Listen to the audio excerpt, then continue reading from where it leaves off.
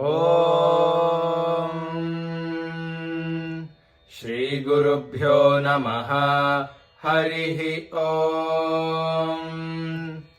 शन्नो मित्रः शं वरुणः शन्नो भवत्वर्यमा शन्न इन्द्रो बृहस्पतिः शन्नो विष्णुरुक्रमः।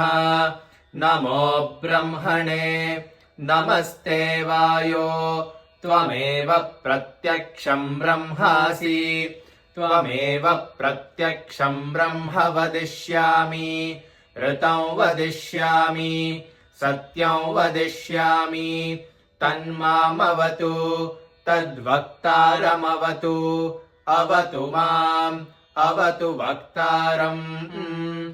ॐ शान्तिः शान्तिः शान्तिः।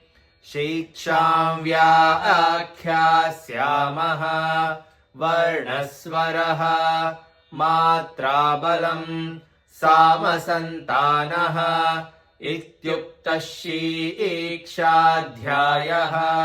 सहनौ यशः सहनौ ब्रह्मवर्चसम् अथातः संहिताया उपनिषदं व्याख्यास्यामः।